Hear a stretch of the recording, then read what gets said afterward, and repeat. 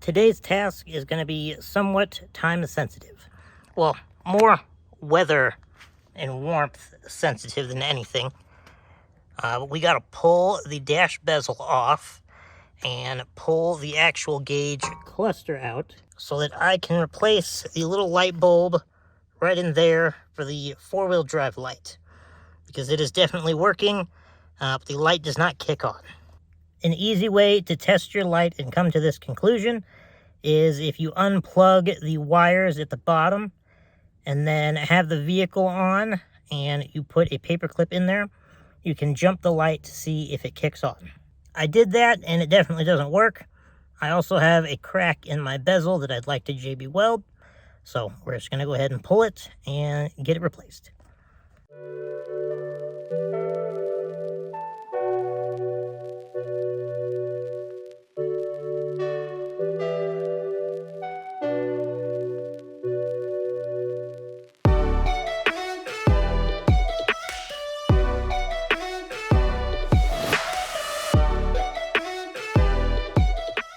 Once you get your bezel off there and you get your 4 screws out of the corners there, you do have to pop it forward, but you can't just pull it out.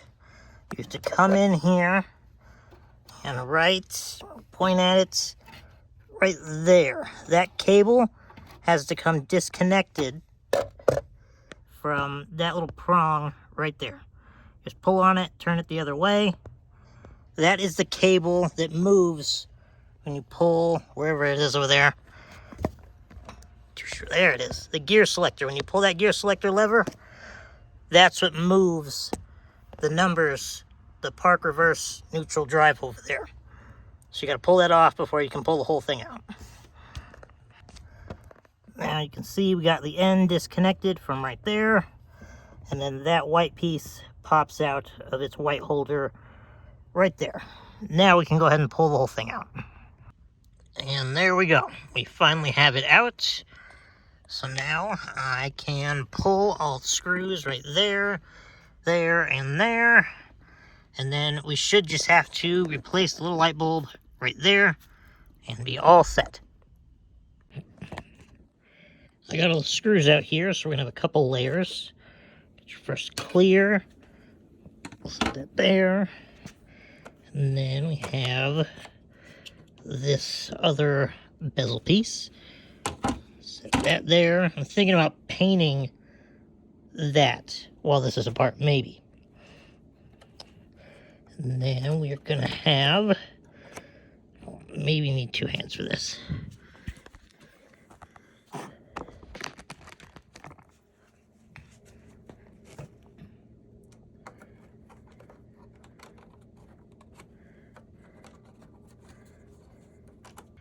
Yep, definitely a 2-handed job.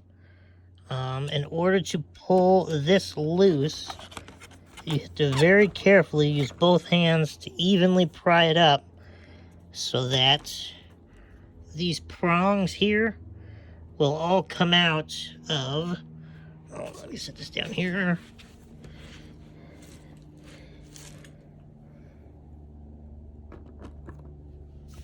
Very carefully, go back over here, backside here. Now that we took some more screws out, you're gonna have a screw there, there, there, there, and there. And you'll need to take those out, which will let this piece come separate and show us all of our light bulbs here. Dangerous, life-threatening chemicals in the water. But what about their sons and daughters? There we go. Spouses. One huge topic that is being overlooked is that So the light definitely works, and we have some sort of other connectivity issue. The bulb was also a little jiggly here in the slot, so that could have been it. I'll at least make sure it's nice and tight before I put it back together. Many of those family members also suffered from cancer and even death. Well, I cannot get the dumbass gear selector thing to turn around the other way, so it will not reach there. So I'm just going to leave it because it's off anyway. Cluster is back in. I lit it up to make sure it works. As far as it's concerned, we are always going in reverse. Gotta love second-gen things. Now I just need to throw the bolts down in the bottom of that panel, screw our edge wire, and then here when it gets a little warmer, I will bring out the bezel that I resprayed white and get that put back in. It's a little cold right now, and I don't want to break it any more than it already is. 3, go. The four-wheel drive in our 99 Dodge Ram 2500 has decided to stop working. We have diagnosed it fully. We know the light works. The vacuum system checks out good. So our issue either has to be with the actuator on the axle or the little divider mechanism thing on top of the transfer case. Rather than waste time fixing a vacuum-related issue, we picked up a 4x4 Posi-Lock cable conversion, and we are just going to fix it for good. Come over here and take a look at what we're working with. This kit is going to replace the full CAD housing on the bottom, the center axle disconnect. We got a little bracket here that will mount it up in the cab. Fresh gasket, new sensor adapter, and then they even give you the new E-clips or C-clips that you have to take off of the shaft that goes in here, which we will also get to. So we'll head inside, get our cable mounted, and go from there. Step 1, you're going to remove the 3 Phillips screws at the bottom, and then you will pop the clips out there. Your dash will move. Already had mine out of the way for another project. And then right here, just to the right of your gas pedal, right above the carpet, you are going to drill an 11/16 hole to go through your firewall. That's going to be for the cable itself. And then back to the 3 screws, the Phillips ones, you got one there. You got one right, oh, can't see it, right there. And then you have a third one down there, if it'll focus. With that third one, you're going to drill that hole out to 5/16 so that you can fit the new bolt for the bracket that is going to hold your pull lever right there. Now we have our cable ran through the wall and we're under the truck. You're going to unplug your sensor right there, you can see dangling. That one. And then you will take off your vacuum lines right there from your actuator. And you will also take off that little clamp there for your breather tube. And then we have this bucket here to catch the little bit of fluid that will come out.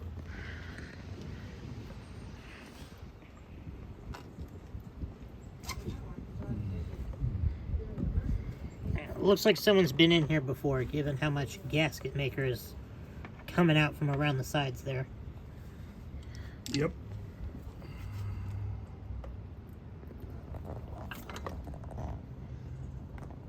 Our gear oil still looks fantastic though.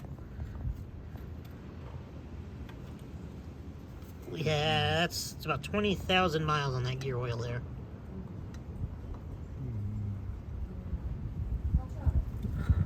Go all over me, oil. Stupid wind. Give me a rag. And once you get it off of the housing, there's some little C-clips on the inside here that you will have to undo. Oh, that one went flying. I think it came my way. Oh, there it is. They do supply you with new ones, so don't worry about breaking them when you get them off. And then once we get that off, I will show you exactly what you have to swap over from that old one to the new one. I don't want to fuck this up. Mess what up? That's a really sturdy part. I'd be surprised if you messed that up.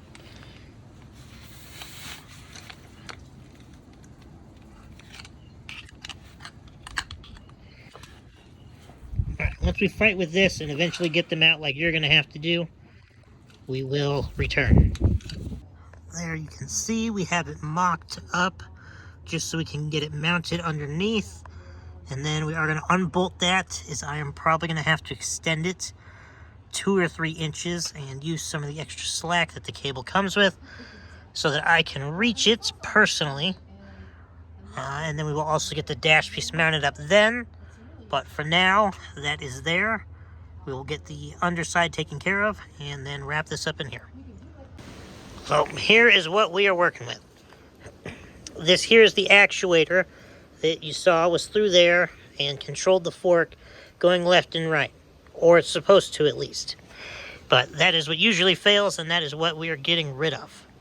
So now that we have that out, the rod under there is going to replace it. And the things we need to swap over are going to be this here breather. They do give you this Allen head to plug that hole there, but I would just suggest putting your breather and tube right back on it. Make it as it should be. And then this little bracket here. You're going to want to clean that bracket up so you can mount it on top right there so that it can hold your wires for the new sensor.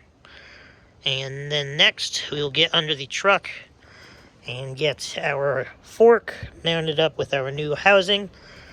Loosely mount that up so we can adjust how long we need the cable to be. And then, you also need to make sure that you have these little plastic guides left on your fork here.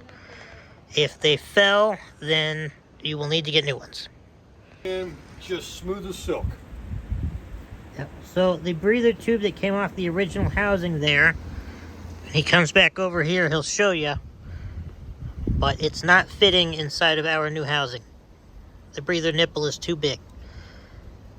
So, we are either in search of a tap and die for the new housing there, or a new breather nipple. One of the two. Alrighty, we are about to very quickly run out of daylight, and it is cold. The old housing here, that is where the breather port comes out of. You're supposed to be able to take that off and put it right in your new piece, except my new piece will not accept that breather. I cannot find anything around town, not even a tap and die set, to tap the new piece to what we need, and it's going to snow and be single digits the next several days. And given that this is a street-driven vehicle, we are going to take the supplied plug, put it in the port on the new housing, and we are just going to plug it up to get us back on the road for now. And then eventually I will have to find a new breather thing for under there just to put it back to the way it's supposed to be, so my OCD is nice and happy again. I forget where we left off other than this fitting wouldn't go in the hole here, but we obviously have that retapped and nice and sturdy. We got our gasket, the fork, the jam nut that goes down there on the line. We got our E-clips, sensor adapter, the sensor, the new plugs to go onto that sensor, and the little bracket that holds it. So now we can go reassemble finally. Now that we are under here trying to put everything back together, the new task is going to find a new jam nut there, because it will not, get out the sun, it will not fit onto the rod there at all. You can get vice grips, you see there, and a crescent wrench on it, and all you have to do is force it. So rather than stripping it out, we are going to go find a new jam nut. So I have come down sick in the middle of this and haven't filmed as much as I should have, but we do have our sensor adapter on there, the gold piece. We have the fork in there, the correct orientation, so the offset faces the driver's side of the truck and that indent there. And then there's also, you see that? Oh, tilt it again like you did. You can kind of see that third C-clip on the outside of there. When you pull the cable all the way in to engage it, that lines up right with the side of the thing, just like it should. So now we just got to do RTV on the gasket just to be safe and put it all back together. We also have the old sensor connector cut off and the two new connectors crimped on. But even with the key on and power going to those, if you touch metal to metal, the light does not light up. But I do know the light in the dash works because I gave direct power to it. So there's some sort of wiring issue from there up to the cluster. I have no intentions of back tracing those wires, so we'll just hook them up for looks. And I mean, there's really no mistaking if your cables pull in or out, so should never be an issue. We didn't even make it another 5 minutes without encountering a problem. What's that? This is the tiny little screw, if it'll focus there, they provide you to attach your wires to the end of the sensor. One of them tightens up nicely, one of them doesn't tighten up at all. Given we established without a doubt that those wires are not transferring power to the light bulb on the dash anyway, we are just going to quit wasting time on it and zip tie the wires up out of the way. And maybe one day down the road, I will trace those wires back. But like I said earlier, the cable's pretty obvious whether you have it in four-wheel drive or not. So we're just going to put it together like that and roll with it.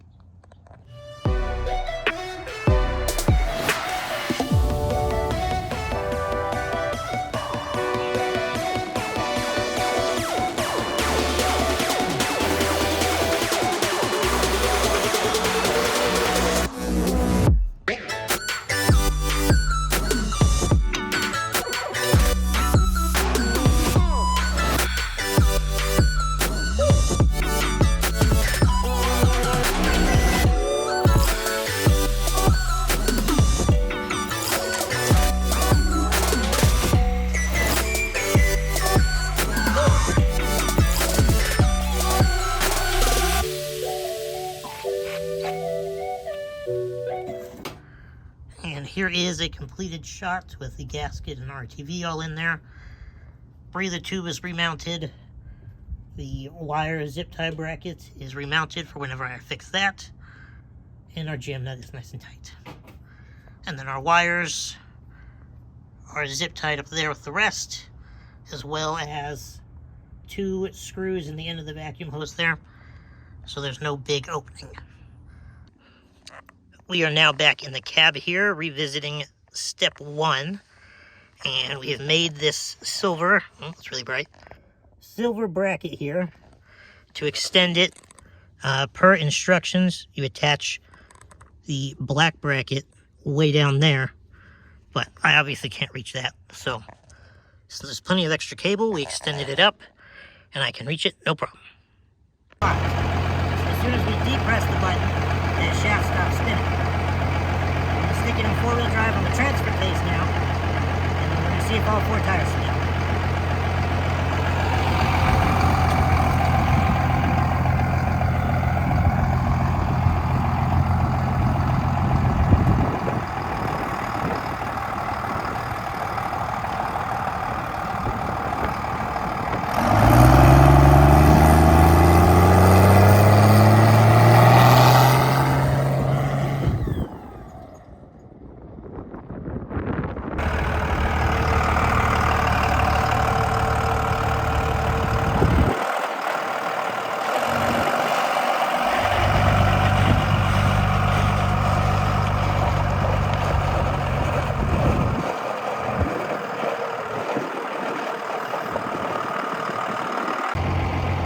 Our 4x4 does work.